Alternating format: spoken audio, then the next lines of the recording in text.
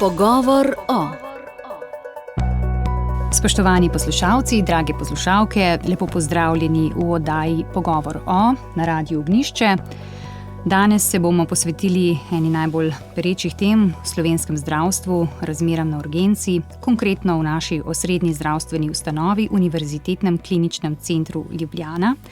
Naš prvi gost je dr. Hugon Možina, vodja internistične prve pomoči UKC Ljubljana, ki nam bo iz prve roke predstavil vlogo, delovanje urgence in trenutne razmere, razloge za čakalne dobe in kaj bi bilo dobro narediti, da razbremenimo ta del sistema in še naprej zagotavljamo kakovostno obravnavo pacientov. Dr. Hugon Možina, lepo pozdravljeni v našem studiu. Ja, hvala lepa za povabilo in dober dan vsem poslušalcem. Prihajate iz oddelka, kot rečeno, ki je eden od stebrov urgentnega bloka UKC Ljubljana.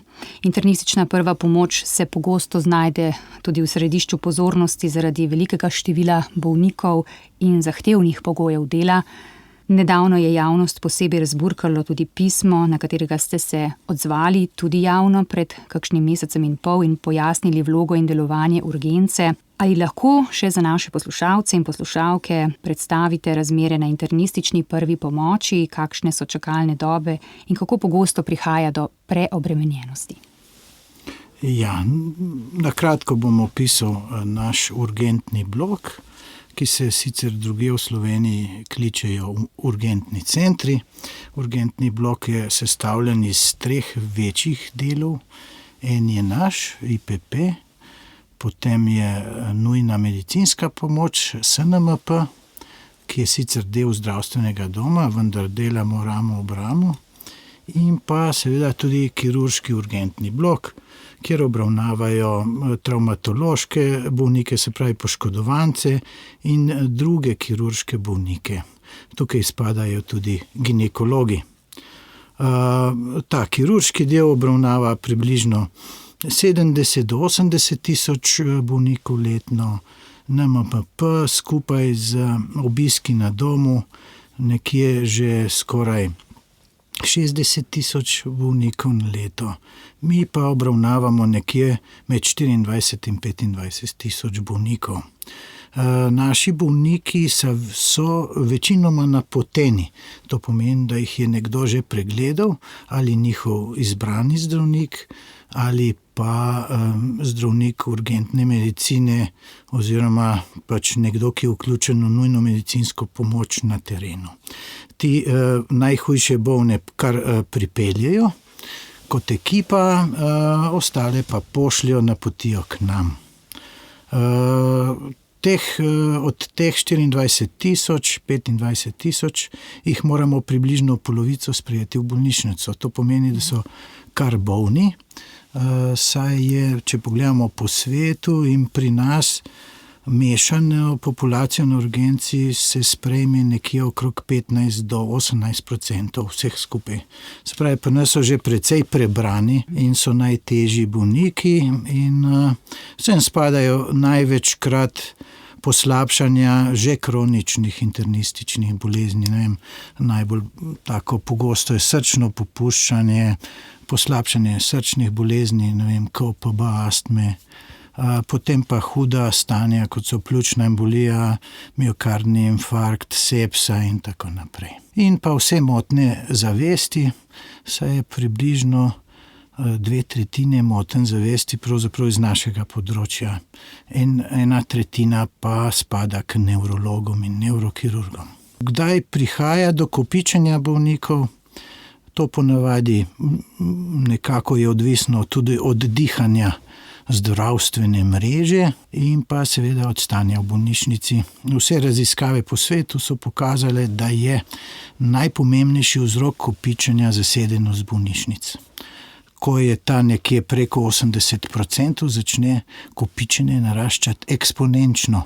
No in pri nas smo ves čas v tem predelu. Bolnišnica, interna klinika je zasedena vedno preko 90%. Ima velike odgovornosti Univerzitetni klinični center in seveda tudi interna klinika. Skrbijo za skupine bolnikov, za katere nihče drug v Sloveniji ne skrbi. In pravzaprav ne bom rekel, da poteka neka tekma za te bolniške postelje, ampak pravzaprav tudi, kajti namestiti moramo tako naše akutne bolnike, ki so bolj ali manj bolni, vendar le potrebujejo hospitalizacijo, in pa vse te hude bolnike iz cele Slovenije, ki lahko najdejo pomoč samo pri nas. Na novinarski konferenci pred nekaj časa ste upozorili na naraščanje starejše populacije, s katero prihaja tudi do potreb, čedalje večjih potreb. So naši najpogostejši bolniki, tisti, ki imajo poslabšanje eno od svojih, ponavadi jih imajo pa več kroničnih bolezni, in to je seveda starejša populacija. Tam po 65. 70 letju se začne število bolezni pri posamezniku kar nakopičiti in vedno je nekaj narobe. Tako da ljudje potrebujejo zanesljivo zdravstveno mrežo, in če se ne morejo obrniti na svojega izbranega zdravnika, seveda iščejo pomoč nekje drugje, in to je ponavadi urgenca. Ali pa če bi imeli svojega specialista v doglednem času, lahko ta poskrbel za njih, ker so pa čakalne dobe daljše, spet iščejo pomoč pri nas in tako naprej. Tudi domovi starejših občanov so nekako postajajo vse bolj odvisni od delovanja urgenc in NMP. Tako da naše stanje je tako, kot je tudi sicer v drugih razvitih deželah.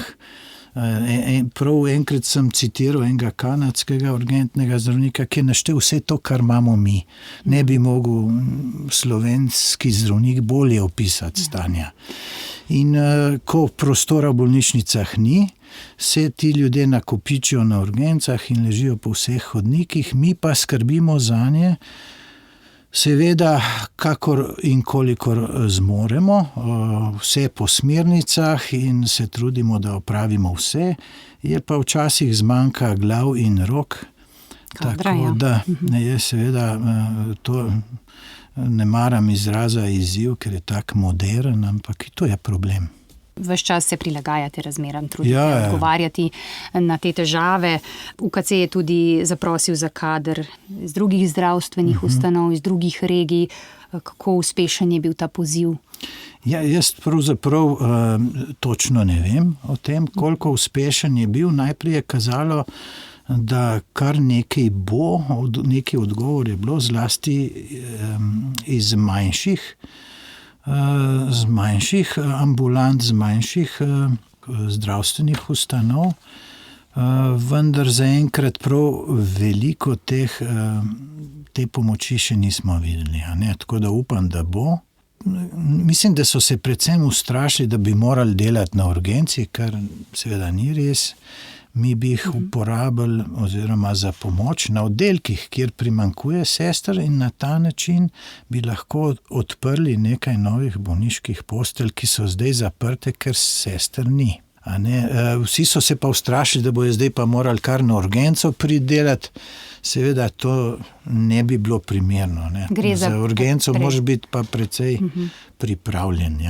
Gre bolj za prerazporejanje. Ja, seveda, prerazporejanje na tista mesta, ki pravzaprav ne zahtevajo take strokovnosti, vendar pomenijo bistveno spremembo in razliko. Tudi novo opazovalnico ste vzpostavili? Ja, zdaj opazovalnica, mi imamo eno opazovalnica ena, ki ima 10 postelj, potem imamo 24-urno bolnišnico, ki ima 6 postelj, se pravi 16 postelj imamo tukaj na urgenci. Potem pa smo želeli vzpostaviti še dodatno opazovalnico 2, ki je v septembru kar dobro delovala, ker takrat smo imeli dovolj sester, še nekako so nam jih posodili tudi iz drugih klinik. Zdaj pa postaje to vse težje. Teh sester ene so morali nazaj in tako naprej. Ampak vseeno v naslednji teden, v naslednjih 2 tednih se bo tako ali tako moral na tem mestu odpreti oddelek, ki ga vsako leto odpiramo zaradi respiratornih infektov. Tako da bomo morali dodatne posle na ta način organizirati, Zdravniki in zdravnice prihajajo ponavadi iz interne klinike in infekcijske klinike. Medicinske sestre pa deloma tudi iz teh klinik, večinoma pa nam pomagajo klinike, ki sicer niso vključene v obravnavo teh bolnikov, naprimer ortopedska klinika, okulistika, dermatologija in tako naprej. Tako da vsaj začasno, v najhujšem trenutku nam pomagajo na ta način. Ja.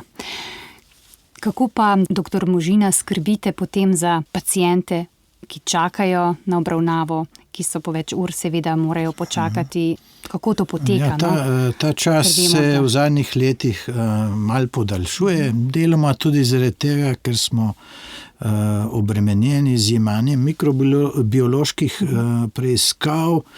Vsi morajo imeti brise v tem zimskem času, da ne bi kjerga z gripo poslali v sobo, kjer so, hudi srčni bolniki ali kaj podobnega, in to nam takoj podaljša obravnavo za nekaj ur.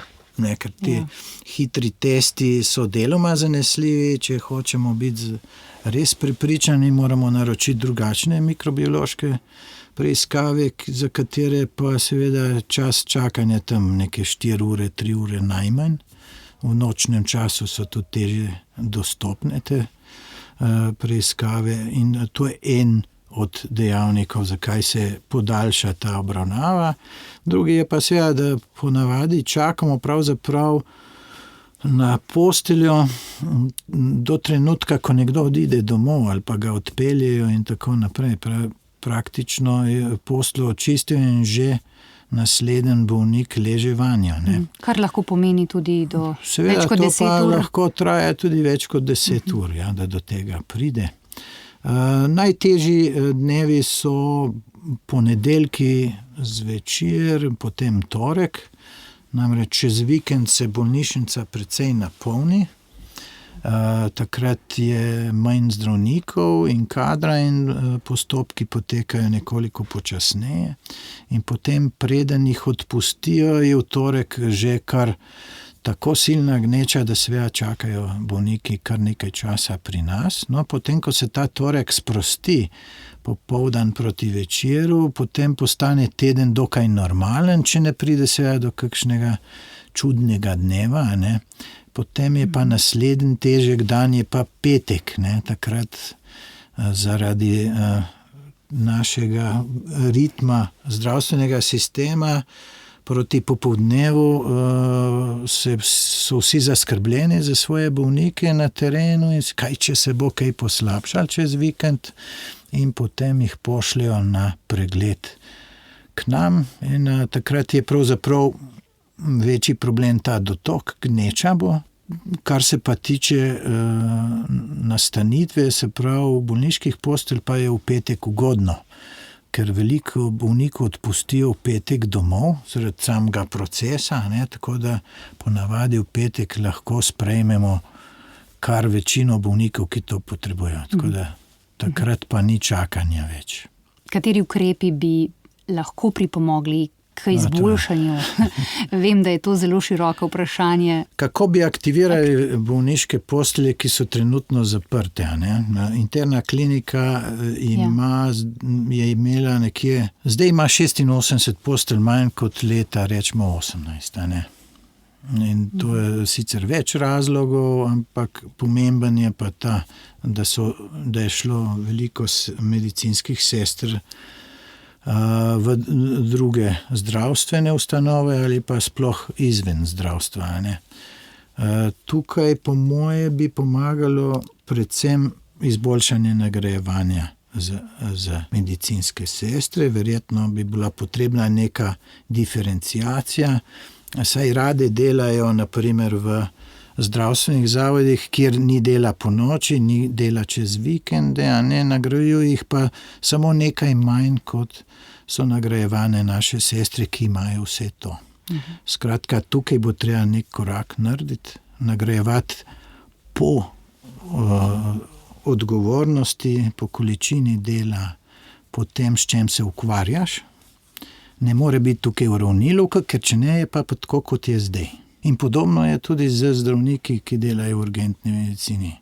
Verjetno ste opazili, da se je letos samo en prijavil za specializacijo iz urgentne medicine, ampak ta trend opažamo v zadnjih letih in bijemo plat zvona in pravim, kako pomembni so dobri pogoji za delo, da bomo mlade zadržali in kako pomembno bi bilo nagrajevanje, podobno kot pri sestrah.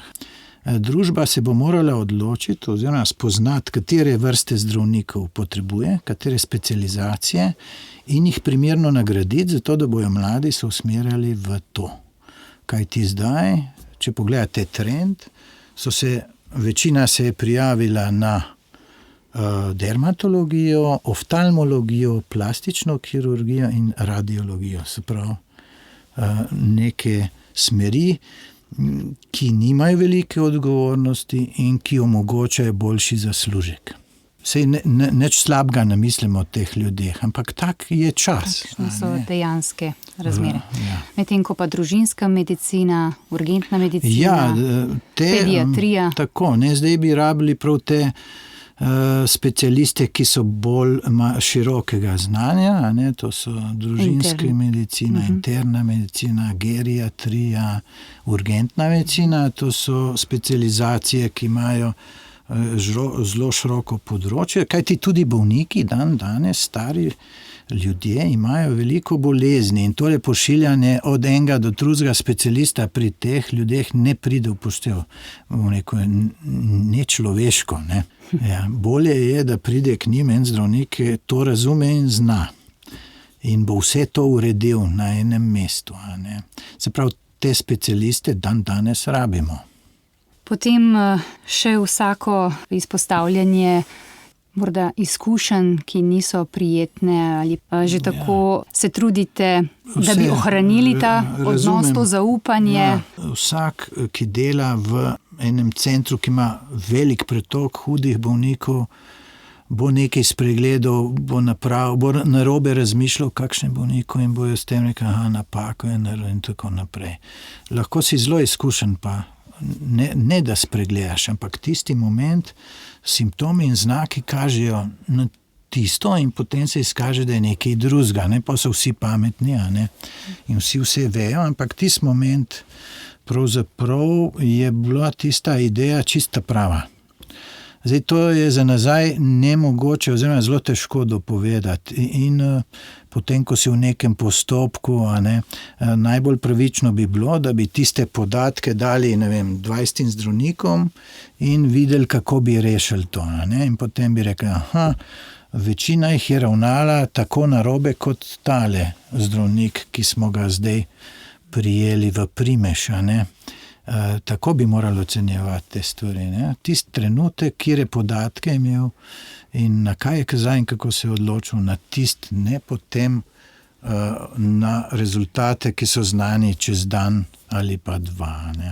Ampak to je, se postaviti na tisto mesto nazaj je zelo težko potem, ko veš, kaj je bilo. Kar se tiče tega, seveda, je hudo in sploh, če se kaj hudega zgodi, je zelo hudo družini in bolniku seveda in včasih se težko sprijaznijo s tem, da je možna neka napaka oziroma da je možen nek spregled. Mislijo, da bi morali biti popolni in govorijo pa bogovi v belem in tako naprej. Nikoli nismo mislili, da smo nezmotljivi ali kaj podobnega, ampak ker vemo, kakšno je življenje, ampak nekdo projicira na nas to in se zdi potem iz istega naslova na nas. Zdaj ta zdravnik je prav dolgo šolanje in res rabi najprej fakulteto, pol specializacijo, pol toliko in toliko let uspešen, da je dober zdravnik. Zdaj pa eno napako, zdaj bi ga pa kar izključili. Pa to je grozna škoda za družbo, da bi zdaj nekoga tako kaznovali, da ne bi mogel delati pol naprej. Mislim, da tudi vsak od poslušalcev to razume. Treba je tacga strokovnjaka seveda naprej izkoristiti ugotoviti, zakaj je do te napake prišlo, ker ponavadi ne gre za individualno napako, ampak nek sistemski problem in tako nastaviti sistem, da do teh napak ne bi prihajali. Seveda so pa eni sistemski problemi taki, da na nje mi nimo vpliva, ne? In v taki, naprimer, pri kopičenju bolnikov, ne? Se pravi, da se nabirajo na urgenci tisti, ki bi morali biti nekje hospitalizirani, se ve, da se nabirajo neke strokovne napake, spregledi, pri starejših bolnikih, naprimer starejših od 75, ima kar 2/3 lahko delirij v nočnem času. Francozi so naredili predlansko leto eno raziskavo, presečno, in so pogledali vse bolnike, ki so bili starejši preko noči, in so ugotovili, da tisti, ki ostanejo preko noči, imajo večjo umrljivost. Se pravi, tole kopičenje in čakanje na urgenci ni čisto brez posledica, ne. Čeprav se trudimo, da bi vse naredili in tako naprej, prav gotovo ni kar tako nedolžna ta stvar, ne. Mi sicer ne opažamo, da bi bilo nekaj več pregledov, ampak če so velike raziskave to pokazale, ne, potem bo sigurno držalo, ne. To so raziskave, ki so napravljene na 10 000 bolnikov, ne. Če bi želeli še kaj dodati, morda kakšno sporočilo za naše poslušalce ali pa za vaše kolege ali pa za odločevalce? Ja, svoje kolege bi pozdravil in jih pohvalil, da se trudijo tako kot se, in jim povedal, da se bomo morali še bolj truditi, ker prav kmalu bolje ne bo. Poslušalce bi povabil k temu, da uporabljajo urgenco čim bolj skromno oziroma samo takrat, kot je treba, ker je urgentni sistem je orodje, ki se ga mora uporabljati samo za tiste stvari, čemur je namenjen. Ni namenjen temu, da priješ prej do specialista ali pa namesto k svojemu zdravniku na urgenco, a ne. Če je možno. Seveda vem, da so situacije, ko se temu ne da izogniti.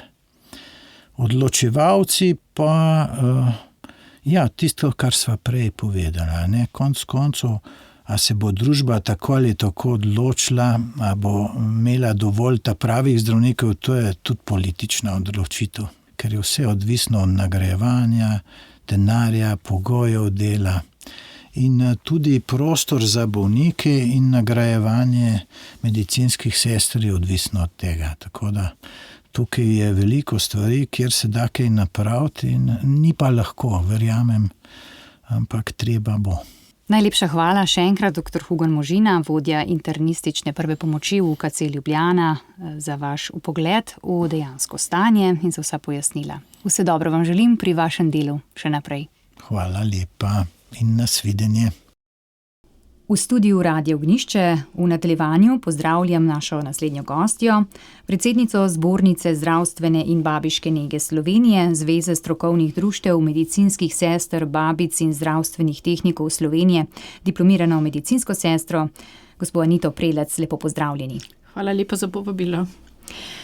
Najprej za začetek, kako vi kot predstavnica negovalnega kadra vidite trenutno stanje na urgentnih oddelkih in pa kakšno je v Ljubljani stanje v primerjavi z drugimi urgencami po Sloveniji? Če smemo uvodoma povedati, kot strokovna organizacija imamo pogled na ne samo v regijo, ampak tudi širše v evropskem prostoru. Ravnokar sem prišla z letne skupščine Združenja evropskih medicinskih sester in stanje je povsod zelo kritično. In opozarjajo na to, opozarjamo tudi politiko v Evropskem parlamentu, da je denar, ki je bil v času po covidu namenjen za okrevanje zdravstvenih sistemov kot vložek v medicinske sestre in babice znotraj Evrope, Evropske unije, usmerjen v druge stvari, če smem odkrito povedati, v vojskovanje, obrambo, in te posledice čutimo zdajle. In te posledice bomo čutili že čez, ne samo danes, tudi v naslednjih parih letih. Seveda, kar se tiče urgence v Kliničnem centru Ljubljana, lahko povem, da je stanje, opozarjajo na tako stanje že več kot 10-20 let, da to niso neki novi problemi, ki pa jih verjetno tudi zaradi tega, ker ni bilo danih sistematičnih rešitev, težko rešujejo. Mi imamo tudi podatke o drugih urgentnih centrih po Sloveniji, kjer so pa seveda zaradi manjšega števila pacientov, manjšega pritiska tudi na ta urgentni oddelek, stvari mogoče nekoliko lažje, ampak niti ne toliko. Tam si pomagajo tudi z nadomeščanjem kadra tako zdravnikov, kot tudi medicinskih sester iz bližnjih zdravstvenih domov in nekako to situacijo rešuje. Seveda klinični center, ta vstopna točka v zdravstveni sistem je obremenjena tudi na račun pacientov, ki nimajo opredeljenih osebnih zdravnikov in pa na koncu koncev včasih, ko poslušamo, v kakšnem stanju pridejo pacienti, mogoče zaradi zvišane temperature, zaradi klopa, to so stvari, ki smo jih... Nenujni posegi, ki jih mogoče ne znamo več tudi sami izvesti, pa ne vem, zakaj se o tej osnovnih stanjih reševanja ne učimo otroke v osnovnih šolah. Tako da to je seveda nek kompleksna stvar in mi neko orodje, če me zdaj sprašujete, kakšno število manjka medicinskih sester na bolnišničnih nivojih, to eno orodje imamo, ki ga izračunavamo glede na kadrovske stanje pacientov, jih kategoriziramo in ta kazalnik za leto 2023 in 2024 kaže, da manjka okoli 24-25% diplomiranih medicinskih sester in zdravstvenih tehnikov v sistemu. Ampak to so samo bolnišnice, to ni niti primarni nivo. Več kot 2500 medicinskih sester dela tudi v socialno-varstvenem zavodu, tako da bi težko rekla, kakšna je ta skupna številka pomanjkanja v slovenskem prostoru. To pa enostavno nimamo tudi zaradi tega, ker imamo zastarele kadrovske standarde in normative, so še z leta 1984 in niso ustrezno posodobljeni, tako kot bi si želeli, in na podlagi tistega bi se dalo začunati potrebe, načrtovati kadre za naslednjih 10 let. Ja, zdravstveni tehniki, medicinske sestre, zdravstveniki, skratka negovalen kader je prva linija pri sprejemu pacientov. Koliko so potem ti kadri, ki so danes preobremenjeni? Zdaj imamo seveda tudi raziskave, domače raziskave in tuje raziskave govorijo o preobremenjenostih, neurejenih delovnih okoljih, se pravi nezmožnosti kariernega razvoja, izobraževanj, tudi neurejenih odnosov znotraj tima, znotraj medicinskih sester, pa medpoklicnega sodelovanja ni tako, seveda zaradi vsega tega stanja, in to so nekako, bi rekla, najpomembnejši razlogi, zakaj medicinske sestre in tudi babice odhajajo iz zdravstvenega sistema. Plača v Sloveniji mogoče še ni tak na vseh deloviščih tisti faktor, ampak ponekod pa je. Primarni nivo je recimo zelo podhranjen, pa tudi še kakšne druge ambulantne dejavnosti.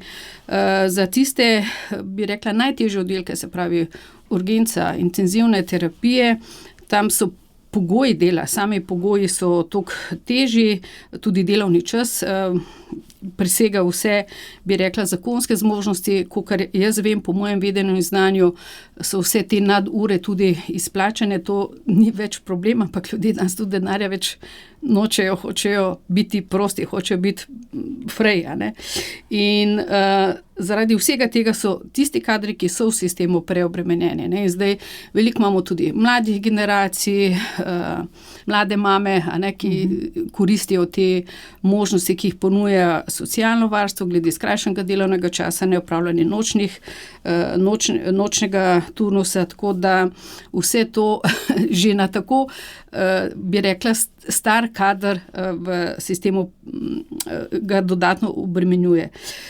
Mi seveda kot Zbornica zveza na vse to že skozi več kot 10-20 let opozarjamo, predvsem zaradi tega, ker se nam zdaj v bližnji prihodnosti, v naslednjih nekaj letih upokojuje največja skupina medicinskih sester, se pravi 55 plus, in enostavno ne znam povedati, kako te stvari rešiti. Radi bi pa ključnim deležnikom, tudi recimo Ministrstvo za zdravje, to ves čas opozarjamo, vlagite v domače ljudi. Vlagite kot naložbo v ljudi, ki jih imamo v sistemu, ker novih ljudi ne bo. Ne bo tujcev, tudi to nam poročajo te kolegice iz evropskega prostora, da so bili procesi uvajanja tujcev, poznavanje jezika, dodatnih kompetenc, bridging programov, ki so prišli iz vzhoda, toliko težje te ljudi recimo uvesti v evropske zdravstvene sisteme in pa izplena pa tazga ni bilo, kot so pričakovali. Tudi ti ljudje se klonejo pod neko težo bremena tega strokovnega dela. Kako se ta kadrovska podhranjenost odraža potem v kakovosti oskrbe, ne nazadnje tudi na urgencah, o čemer se danes pogovarjamo mogoče bolj? Ja, jaz moram odkrito povedati, da v javnosti premalokrat slišimo, da zaradi tega, ker je tako hudo pomanjkanje medicinskih sester, se zapirajo bolnišnični oddelki. Odpadajo napovedane operacije in enostavno ves ta tudi operacijski program pogosto ni izvedena ravno zaradi tega. Potem so tudi nezasedene posteljne zmogljivosti v domovih za starejše, več kot 1000 postelj je praznih, zato ker ni kadra, ker ni bolničarjev, negovalcev. Tisto, kar pa mene kot medicinsko sestra, pa tudi recimo predsednica tega združenja skrbi, je pa to, da se opaža tudi skozi domačo raziskavo, da je vse več neizvedene ali pa neopravljene zdravstvene nege. To pomeni, da medicinska sestra bo pacientu, recimo na bolnišničnem oddelku, bo vzela kri, pacient bo prejel antibiotik, bo bil odpeljan na neke dodatne diagnostične postopke, ampak zaradi tega, ker ne bo imela časa biti z njim, ne bo opravljena ustna nega, neke osnovne stvari, postriženi nohti, razgovor s pacientom o zdravstveno vzgojnem delu, recimo, če to diabetik, ki bo sedaj potreboval injekcije inzulina, kako si bo to vse sam dajal, mogoče to zdravstveno vzgojno delo ne bo opravljeno v taki obliki, kot bi moglo, v takem obsegu. To me skrbi, ta neizvedena zdravstvena nega in o tem poročajo tudi tujci.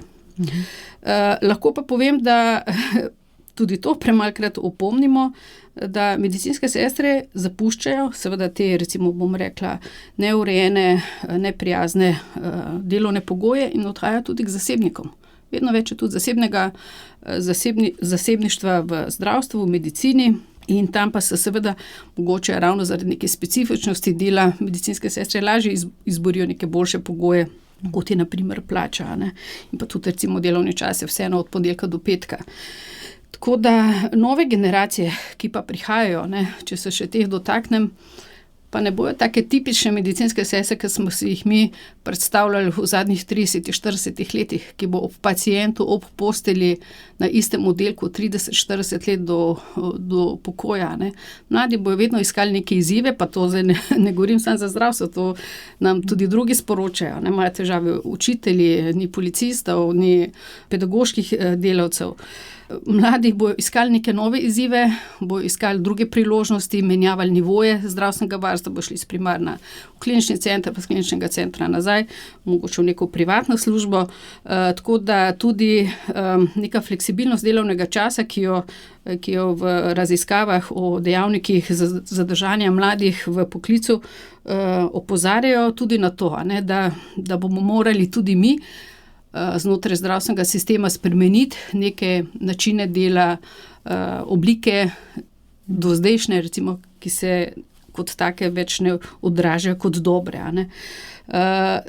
Mladi bojo tudi pristopali z enega strokovnega področja v drugo, bojo imeli več specializacij, tako tudi vidimo v tujini in to je tisto, kar jih bo v sistemu zadržalo. Kaj zbornica zveza predlaga za izboljšanje pogojev dela v teh najbolj obremenjenih deloviščih v urgentnih službah? Tukaj moram uvodoma povedati, da zbornica zveza oblikuje neka strokovna stališča, standarde, normative, kar se tiče plač in delovnih pogojev, je pa to sindikat. In seveda mi sodelujemo z vsemi sindikati, kjer so medicinske sestre vključene in govorimo v en glas. Najprej to, kar sem že omenila, da ni novih kadrovskih standardov in normativov, kajti stari ne zadoščajo potrebam današnjega zdravstvenega sistema ali pa tudi socialnega sistema. In Ko bomo imeli nove kadrovske standarde in normative, bomo lahko na ravni države izračunali, koliko medicinskih sester bomo v bodočnosti rabili. Tudi nimamo jasne vizije, strategije razvoja zdravstvene in babiške nege, čeprav je ravno zdaj v javni obravnavi strateški dokument Ministrstva za zdravje, ga še nismo čisto do konca preučili, ampak bomo seveda ključne pripombe, na katere tudi večkrat opozarjamo, podali.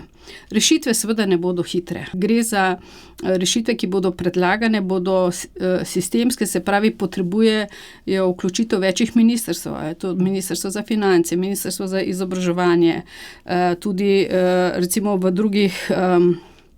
drugih sistemih, recimo so javne uslužbence nagradili tudi tako, da imajo kredite brez obresti za nakup hiše in stanovanja in so jo tako zadržali v zdravstvenem sistemu.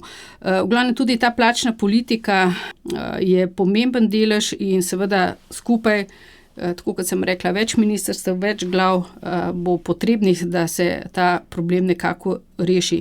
In še enkrat povem, vlaganje v ljudi, v tiste ljudi, ki jih imamo sedaj v sistemu, k novih tisoče in tisoče medicinskih sester, kolikor jih zdaj trenutno potrebujemo, ne bo. Vse, kar investiramo v zdravstveno nego, to ni strošek, ampak je naložba tudi v zdravje ljudi in v gospodarstvo. In če bomo imeli zdrave ljudi, zdravo populacijo, bomo tudi bolj delovno storilni, Slovenci in Slovenke, in bomo tako lahko podprli tudi recimo našo gospodarstvo. Tako moramo razmišljati. Sodelovanje med negovalnim osebjem in med zdravniki je zelo pomembno. Kako poteka to sodelovanje na urgencah?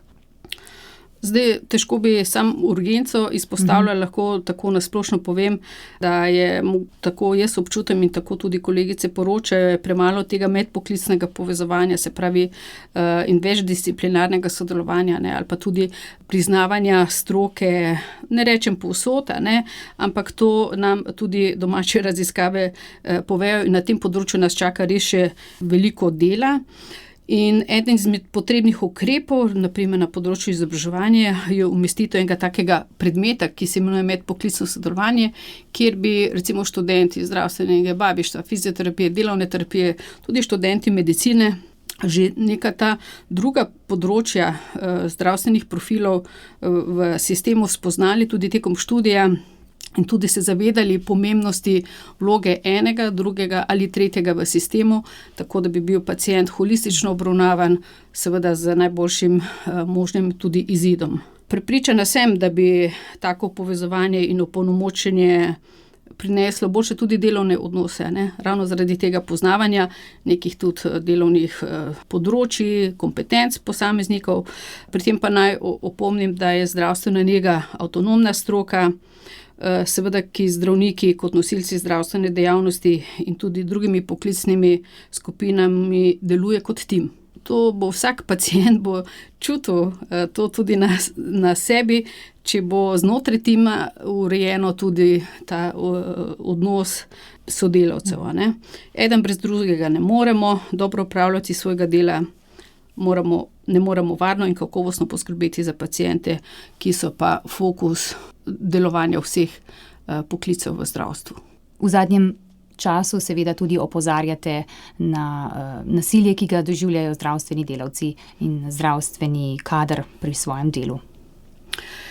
Ja, tle naj povem, da je opravljeno delo medicinskih sester danes in v preteklosti ocenjeno kot odlično tudi z vidika Slovencev, kajti kot v anketi zaupanja v poklice so medicinske sestre oziroma reševalci so na drugem mestu, prvem mestu so gasilci, drugem reševalci in tretje medicinske sestre.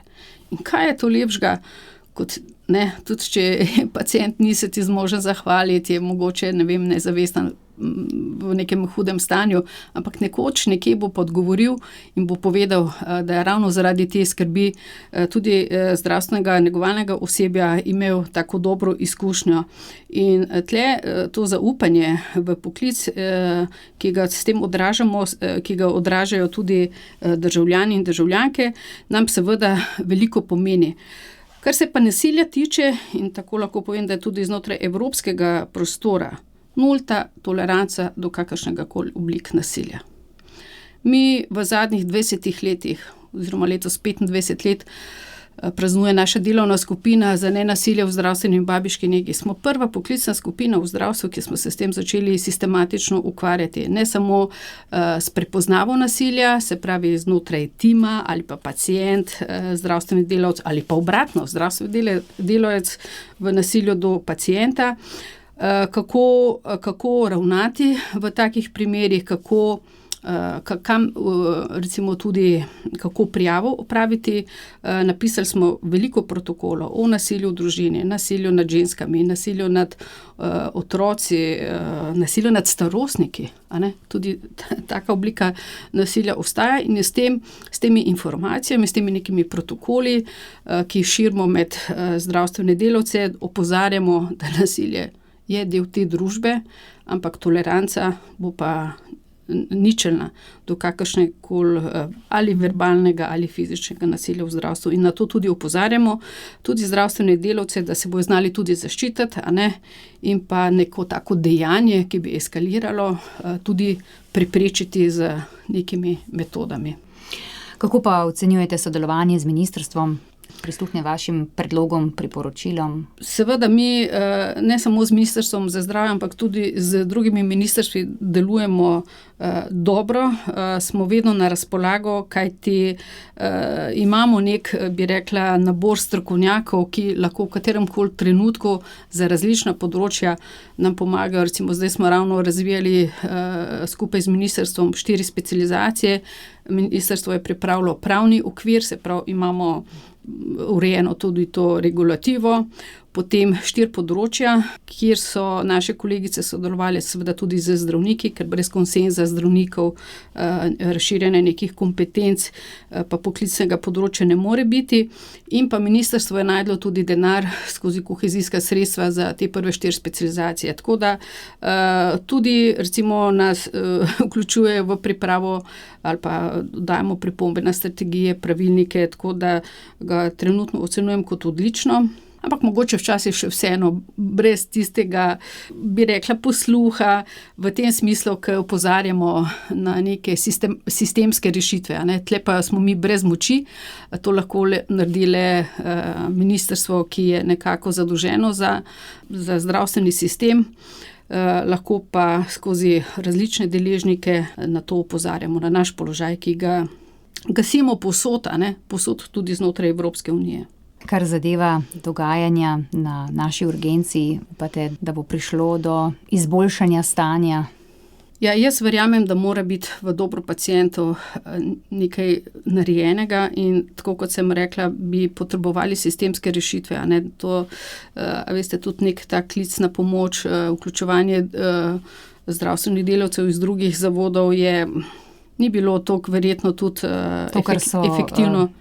Ne poznam toliko dobro strukturo, ampak vedno mislim, da so še tudi neke priložnosti znotraj zdravstvenih sistemov, kar se tiče organizacije dela. Seveda to neko noro premeščanje zdravstvenih delavcev z enega na drugo področje ni smiselno, zato ker je pa treba zagotavljati to kakovostno in varno zdravstveno obravnavo, da bi seveda ne prišlo do nekih hujših zapletov. Če pa potegneva črto, pa kot ste že dejali, vlaganje v ljudi, ki jih imamo v Sloveniji. Tako, in v izboljšanje delovnih pogojev na vseh nivojih, se pravi na primarnem nivoju, sekundarnem, se pravi v bolnišnicah, v kliničnih centrih, socialno-varstvenih zavodih, ki so tudi del zdravstvenega varstva in je tudi zdravstvena nega tam prisotna. To premalkrat povemo. Gospa Anita Prelec, predsednica Zbornice zdravstvene in babiške nege Slovenije, najlepša hvala za obisk v našem studiu in za vsa vaša pojasnila. Hvala lepa za povabilo, z veseljem. Poslušate Pogovor o. Naročite se na podcast oddaje na radio.ognjisce.si. Vprašanje o razmerah v ljubljanskem urgentnem centru in o rešitvah smo naslovili tudi na Ministrstvo za zdravje. Ker se oddaje niso mogli udeležiti, so preko službe za odnose z javnostjo poslali pisni odgovor. Pravijo, da so seznanjeni z razmerami v urgentnem centru UKC Ljubljana, še posebej na internistični prvi pomoči. Spomnili so na nedavni poziv, ki ga je dal klinični center v skladu z novelo zakona o zdravstveni dejavnosti vsem izvajalcem v ljubljanski regiji, da pomagajo z medicinskimi sestrami, da sodelujejo v organizaciji neprekinjenega zdravstvenega varstva, s čimer bi obremenitve čim bolj enakomerno razporedili med obstoječi kader. Omenjena novela namreč predvideva, da vsak zdravstveni delavec vsaj 24 ur na mesec sodeluje pri zagotavljanju neprekinjenega zdravstvenega varstva. A kot smo slišali od današnjih sogovornikov, ta poziv vsaj za zdaj še ni bil dovolj učinkovit. Več o odgovorih ministrstva pa Tanja Dominko. Na Ministrstvu za zdravje so nanizali več ukrepov za boljšo dostopnost do primarnega zdravstvenega varstva, saj to pomembno prispeva k razbremenitvi nadaljnjih ravni in urgenc. Najprej so spomnili na nastajajočo mrežo satelitskih urgentnih centrov, ki bodo delovali v sklopu nekaterih zdravstvenih domov. Izgradnja te mreže se mora končati do konca leta 2027, namenjena pa bo pacientom, ki ne potrebujejo bolnišnične obravnave, s čimer bi razbremenili večje urgentne centre. Prav tako na ministrstvu v sodelovanju s stroko pripravljajo rešitve za enoten pristop ukrepanja v primeru povečanega prihoda bolnikov v urgentne centre. Na področju financiranja se je po navedbah ministrstva lani uvedlo boljše vrednotenje storitev urgentnih ambulant v višini 16,6 milijona evrov, od tega za ljubljanski UKC 5,8 milijona evrov. Prav tako so programi, ki se izvajajo v urgentnih centrih, plačani po realizaciji. S 1. novembrom lanskega leta so se dvignile tudi cene za nekatere osnovne preglede. Preko javnega štipendijskega sklada je ministrstvo za tekoče študijsko leto razpisalo 100 štipendij, od tega je 45 namenjenih za dijake zdravstvene nege, 15 za diplomirane medicinske sestre in zdravstvenike. Za zdravstveno nego se bodo odprle tudi nove specializacije. Posodobljena je bila zakonodaja, ki poenostavlja priznavanje poklicnih kvalifikacij in postopke zaposlovanja tuje delovne sile, uvaja obvezno spremljanje obremenjenosti kadra ter nov plačni okvir, ki odpravlja plačna nesorazmerja in uvaja plačilo po delovni uspešnosti, še dodajajo na ministrstvu. Za dodatno spodbudo mladih k izbiri zdravstvenih poklicev so zagnali medijsko kampanjo. Do konca tega leta naj bi bila sprejeta nacionalna strategija za upravljanje in razvoj zdravstvenih delavcev in sodelavcev v sistemu zdravstvenega varstva za obdobje naslednjih 10 let. Na ministrstvu ob tem dodajajo, da je večina teh ukrepov srednjeročnih oziroma dolgoročnih, zato bodo učinki vidni šele čez leta. Z novelo zakona o zdravniški službi pa želijo povečati privlačnost specializacije urgentne medicine, saj se bodo lahko urgentni zdravniki po določenem obdobju dela na urgenci preusmerili v družinsko medicino, pri tem pa ohranili plačo, ki so jo že dosegli, so med drugim še sporočili z ministrstva. Dragi poslušalci, v današnji oddaji Pogovora smo vam želeli malce bolj podrobno odstreti razloge za težave urgentnega centra Ljubljana in ponuditi čim več odgovorov. Upamo, da nam je to vsaj v določeni meri uspelo. Oddajo sem pripravila Petra Stopar, ki se vam zahvaljujem za poslušanje in vas lepo pozdravljam do naslednjič. Veliko povemo, tudi z druge strani.